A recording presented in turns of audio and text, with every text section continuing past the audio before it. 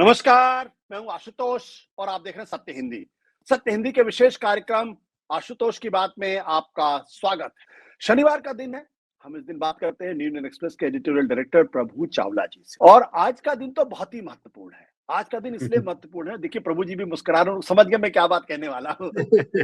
आज का दिन इसलिए महत्वपूर्ण है कि जहां से श्यामा प्रसाद मुखर्जी ने, जिन्होंने जनसंघ की स्थापना की थी, जो उनका जन्म प्रदेश है, और मेरे दर्शकों को शायद याद नहीं होगा 1951-52 के लोकसभा के चुनाव में जो भारतीय जनता पार्टी तब तो नहीं थी, जनसंघ थी, उसने 3 सीटें जीती थी और 3 में से 2 सीटें पश्चिम बंगाल से थी, उनमें से 1 सीट श्यामा प्रसाद मुखर्जी ने जीती थी।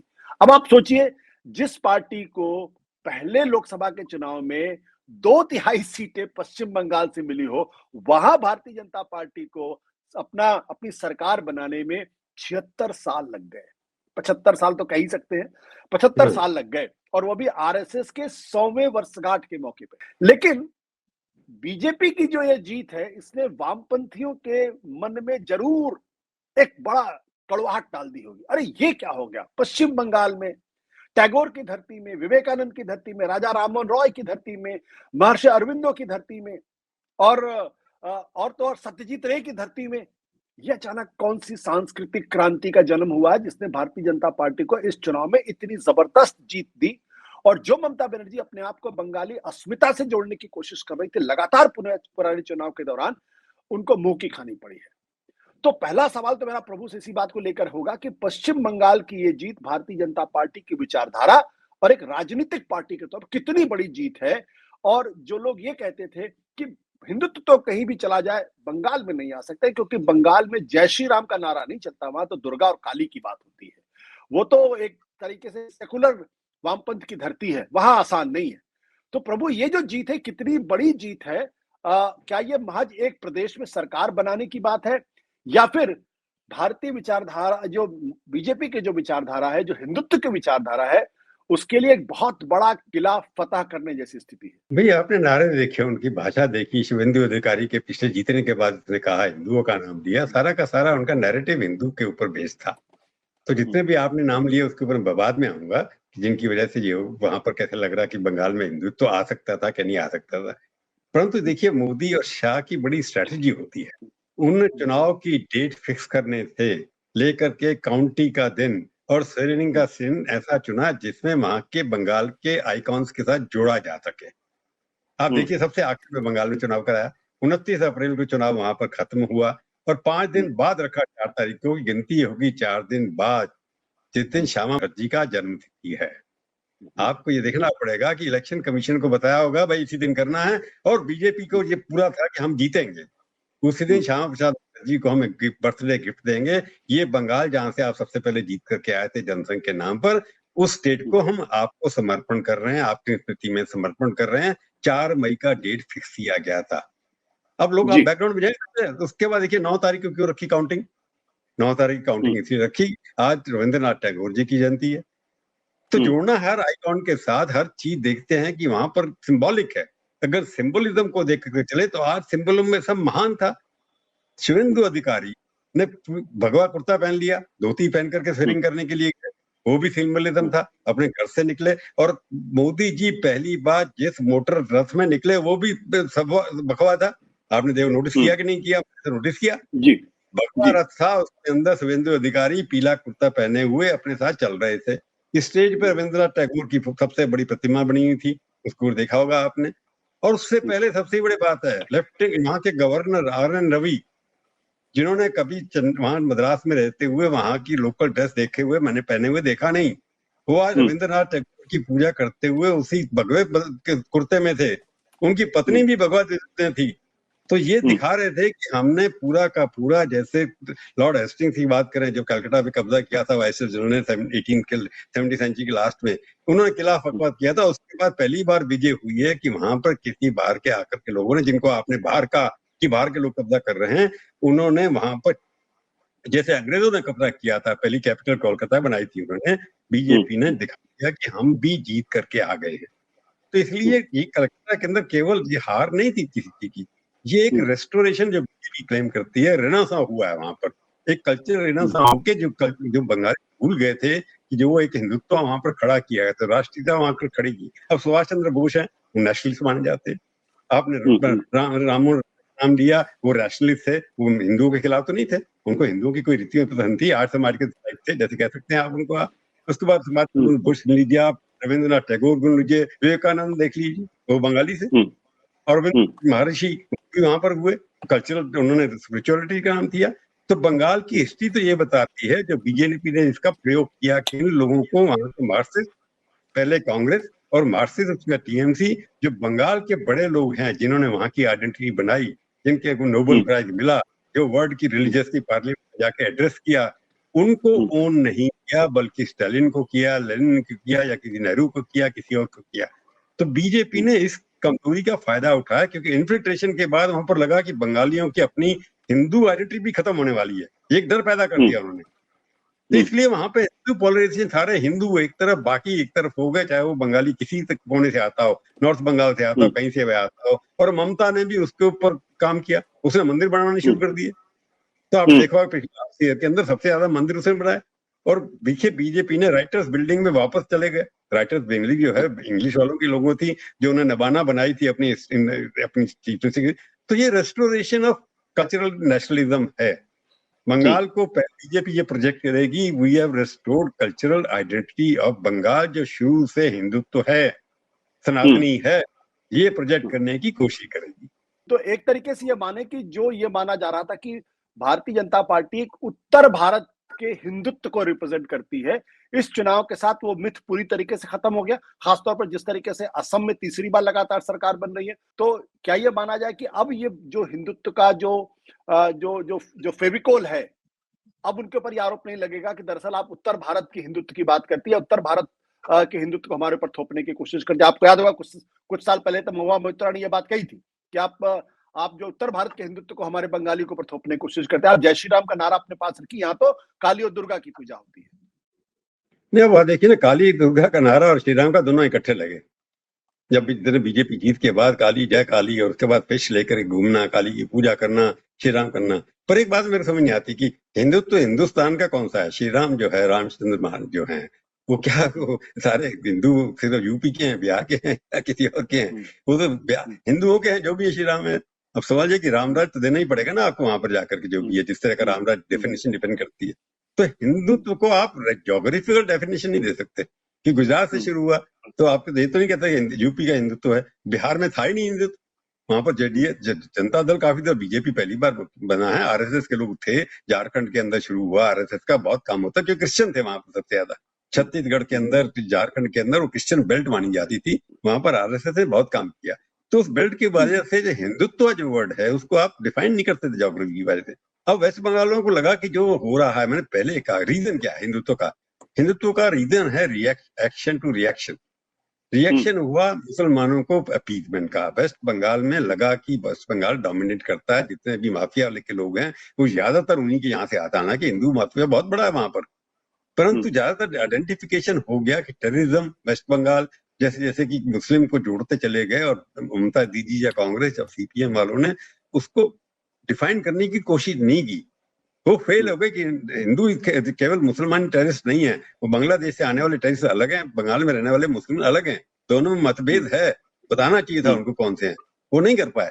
तो जो बात कह रहे हैं, जहां जहां मुस्लिम डोमिनेशन हुआ, हिंदुओं को लगा कि हमारी जमीन पे कब्जा की जाए। आप देखें ना कैसे जगह खाली हो रही है सारे के सारे।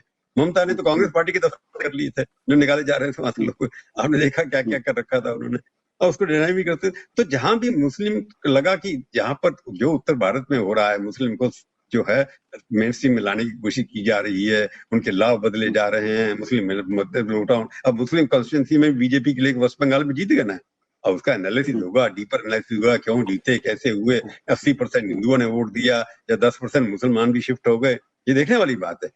पर हिंदुत्व इसलिए वहां पर बड़ा, क्योंकि उनको लगता था कि हिंदुत्व जो नॉर्थ इंडिया में हो रहा है, मुस्लिम डोमिनेशन कम हो रहा है, दे कांट डिसाइड कि कौन रूल करेगा। तो हमारे यहाँ भी मुस्लिम कैसे डिसाइड करेंगे कि वही रूल करेंगे, वही डिसाइड करेंगे कि मुख्यमंत्री कौन होगा। इसका रिएक्शन है कि एक कम्युनिटी को राइट नहीं। बट प्रभु एक सवाल मेरे मन में, जब आप पिछली बार भी आपसे बातचीत हुई तो ये चर्चा आई थी कि ममता बनर्जी ने भी अपने आप को वो गलती नहीं कर रही थी जो 2021 में उन्होंने की थी। इस बार उन्होंने जगन्नाथ के मंदिर बनाने की कोशिश की, अपने आप को एक हिंदू नेता के तौर पर पेश करने की कोशिश की, फिर भी वो हार गई। तो क्या ये जो बीजेपी का जो नैरेटिव था कि ममता बनर्जी दरअसल मुसलमानों की ही बात करती हैं, और जो ममता बनर्जी अपने आप को हिंदू नेता साबित करने की बात करते, हम सबको साथ लेके चलते, देखिए हम तो मंदिर भी बना रहे हैं, इसलिए आप हमारे, ये काम नहीं किया। अगर काम नहीं किया तो क्यों काम नहीं किया?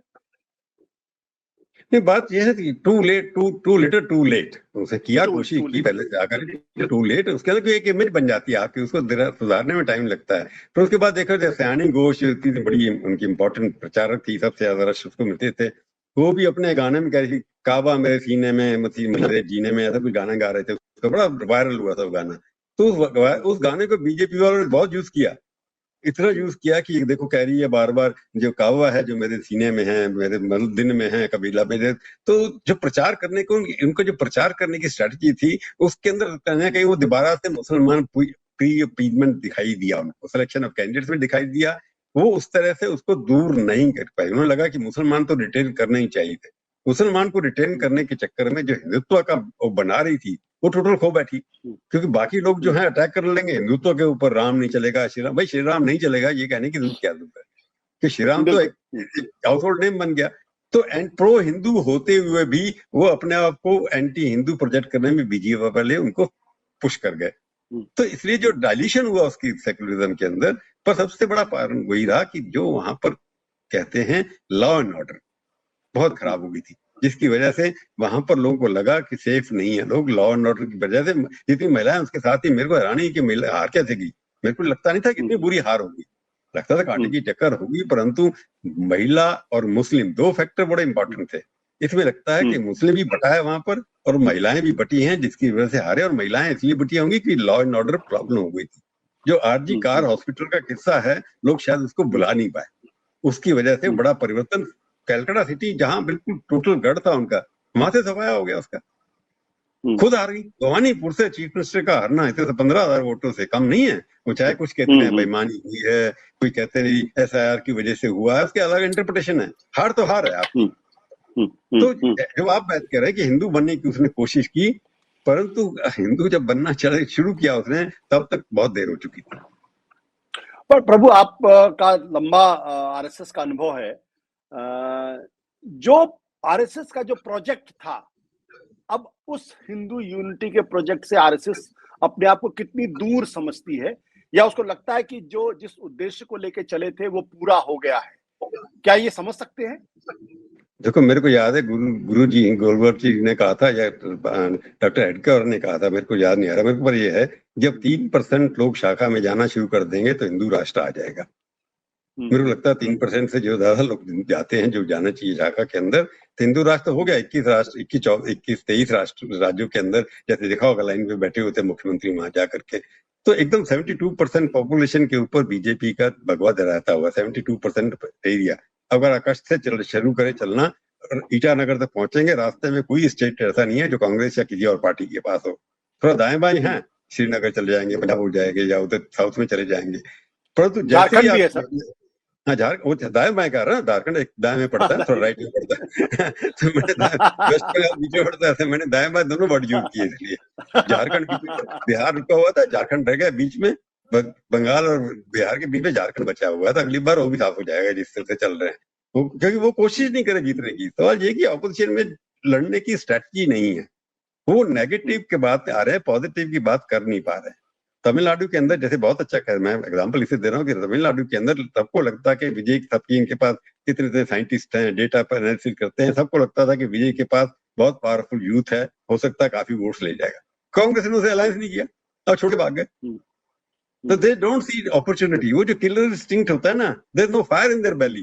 तो आप बात कर रहे हैं कि RSS का टारगेट पूरा हो गया, आपकी 370 धारा खत्म हो गई, आपका यूनिफॉर्म सिविल कोड ऑलमोस्ट लागू हो गया, ट्रिपल तलाक हो गया, राम मंदिर बन गया, सारा एजुकेशन सिस्टम आपने बदल दिया, वहां पर पढ़ाई जा रही है, हर चीजें, हर जगह वाइस चांसलर RSS के लोग, कम से कम 100 यूनिवर्सिटी होंगी जहाँ पे अपॉइंट हो गए हैं, किताबें सारी बदल दी, हिस्ट्री रीराइट की जा रही है। अब जब दूसरी सरकार कभी आएगी नहीं आएगी पता नहीं, कि जिससे लड़ाई हो रही है पता नहीं कब आएंगे। राहुल गांधी की एज 54 साल हो गई है, मोदी जी 75 साल के हो गए हैं, उसके बाद अमित शाह आएंगे या कोई आएगा। तो ऑल्टरनेटिव हमें आगे देखना है।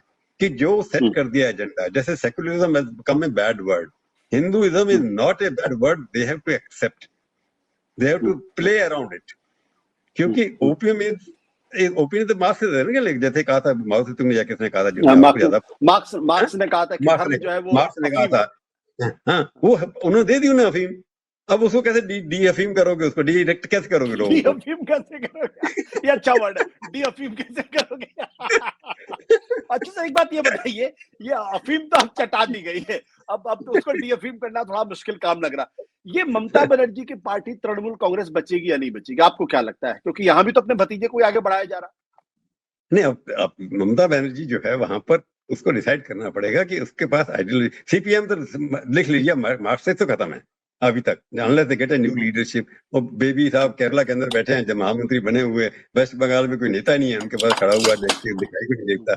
सीपीएम के पास कोई सेकंड लीडरशिप, जैसे यूनिवर्सिटी से, जेएनयू से, इधर उधर से जंग लीडरशिप आती थी, वो खड़ी होती थी, लीडरशिप होती थी। तो वो लीडरशिप सीपीएम की, आरएसएस की लीडरशिप खड़ी हो रही है यूनिवर्सिटी से अभी भी, एबीवी के माध्यम से, आरएसएस के माध्यम से, बीजेपी की लीडरशिप अभी भी खड़ी हो रही है। आपको नए नेता मिल जाएंगे ऐसा, परंतु जो बीजेपी जो कार्यकर्ता की काडर की फैक्ट्री थी सीपीएम की, तो बंद हो गई। अब ऑल्टरनेटिव किसके पास है? रीजनल ऑल्टरनेटिव है सारे के सारे। अब तमिल साउथ में लकीली इनके लिए फायदा ये है कि साउथ के अंदर, केरला के अंदर, तमिलनाडु के अंदर, तेलंगाना के अंदर बीजेपी के दूर दूर तक अभी चांस नहीं है। हालांकि आंध्रा, तेलंगाना के अंदर मुस्लिम पॉकेट्स हैं जिसका फायदा उठाएगी बीजेपी बाद में जाकर। कर्नाटका में भी कर लिया उन्हें प्रयोग, एक बार सत्ता में आ गए तो वहां बीजेपी आना और कांग्रेस के बीच में टक्कर रहेगा। तो ये रीजनल पार्टी को देखना होगा जो कांग्रेस से निकल के आए हैं। अल्टीमेटली लड़ाई होगी अल्टीमेटली बीजेपी और कांग्रेस में। तो हर पार्टी को सोचना होगा कि कांग्रेस क्योंकि राष्ट्रीय विचारधारा है, ऑल्टरनेटिव विचारधारा है, चिंग करती चली जा रही है, लीडर उनके पास अभी ऐसा नहीं है, हालांकि कंसिस्टेंसी है उस आदमी में, लड़ जा रहा है अकेला, एक ही बात को लेकर चल रहा है, परंतु टीम नहीं बिल्ड कर पा रहा है। तो इसलिए अगली जो पार्टी टूटेगी आम आदमी पार्टी के बाद, वो तृणमूल कांग्रेस की पार्लियामेंट्री पार्टी टूटेगी। तो उनको 15 साल में तोड़ा आपने काफी, वो सत्ता में थे इसलिए ज्यादा नहीं टूटे, पर तोड़ने की कोशिश तो की है। उनका मुख्यमंत्री बन गया और क्या चाहिए, उनका आदमी तोड़ के आपने मुख्यमंत्री बना दिया। असम में भी उनका आदमी कांग्रेस का तोड़ के आपने मुख्यमंत्री बना दिया, त्रिपुरा में भी उनका आदमी तोड़ करके आपने मुख्यमंत्री बना दिया। तो आपने जेडी का, उसका आरजेडी का आदमी तोड़ के वहां पर बिहार में जो मुख्यमंत्री बना दिया। तो कैरेक्टर तो पार्टी का चेंज हो ही रहा ना। आपके 6 मिनिस्टर, चीफ मिनिस्टर ऐसे जो बीजेपी के है ही नहीं। तो अब तृणमूल कांग्रेस टूटेगी तो उसमें डिफेक्शन होगा, पर जो बच जाएगी, अगर तृणमूल कांग्रेस खड़ी रहेगी तो चैलेंज 2029 में वही चैलेंज देगी, और कोई नहीं देखता। वहां मार्क्सिस्ट है ही नहीं, सीटें उनकी अब सर आखिरी सवाल, देर सवेर तो विजय मुख्यमंत्री बन जाएंगे ना, और अगर बनेंगे क्या वो चला पाएंगे तमिलनाडु? कौन, विजय की बात कर रहे हो? जी जी जी जी हाँ, देर सवेर में देखो जिस तरह से 2 आदमी वहां ब्लैकमेल किए जा रहे हैं, बोली लगी रही है, लगता है वहां बोली है। और मजे की बात है, पत्रकार भी हम ऐसे हो गए जिनको कोई भी व्हाट्सएप भेजता है चला देते हैं, बट सरकार बन गई, 11 बजे स्वेरिंग इन भी हो गई, उसे लगा दिया बोर्ड का, देखो पहले दिन तो दिखाई दिया। अब चीफ से देखो, ये देखने वाली बात है कि सरकार के अंदर वहां की ब्यूरोक्रेसी बड़ी थोड़ी सी इंडिपेंडेंट है। उन्होंने वहां पर अगर शुरू किया था काम करने का, उसके पीछे लॉजिक था कि लार्जेस्ट सिंगल पार्टी है, उनका स्वेरिंग इन के लिए बुलाया जाएगा, इसलिए वहां पर शायद सरकार के बिना था तब थोड़े जाएंगे वो टेंट वाले, किसी ने कहा होगा। अब आपने पूरा काफिला भी भेज दिया, 70 गाड़ियां भी उसके घर के अंदर भेज दी, तो किसी चीफ सेक्रेटरी ने कहा होगा कि डीजी पुलिस ने कहा जाइए टेक ओवर कर लीजिए, पर गवर्नर साहब ने वापस करा लिया। तो जो वहां हो रहा है विजय, वो इस तरह की वहां एक एमएलए वहां पर कहता जी मैं डिसाइड, मेरे को डिप्टी चीफ से मिलाइए, पर बनेगा तो अल्टीमेटली जो भी सरकार बनेगी प्रॉब्लम तो होगी। विजय के लिए ये है कि वो एक्सपीरियंस उसको नहीं है, तो कांग्रेस का वहां पर जाना एक उसके लिए अच्छी बात है। वहां की कांग्रेस को एक्सपीरियंस है सरकार चलाने का, उनके पास इनपुट्स है, ब्यूरोक्रेसी के साथ ओल्ड कनेक्शन है उनके, वहां की ब्यूरोक्रेसी बड़ी इंडिपेंडेंट है, थोड़ी बहुत काम करते हैं, कोई करप्शन ज्यादा देखा होगा आपने वहां के सरकारों के अंदर नहीं है। तो कांग्रेस का शामिल होना, वो जो वीकनेस है सरकार की कि वहां ब्यूरोक्रेसी नहीं है, एक्सपीरियंस नहीं है, वो फुलफिल उसके अंदर होगा। तो कांग्रेस अगर सरकार बनती है, मुश्किलें तो आएंगी, अब कांग्रेस उसके अंदर होगी, अब शिव कुमार वहां पर इंचार्ज बना दिए जाएंगे, सरकार स्टेबल हो जाएगी थोड़े दिन के बाद। बहुत बहुत शुक्रिया प्रभु हमसे बातचीत करने के लिए। Thank you sir, thank you.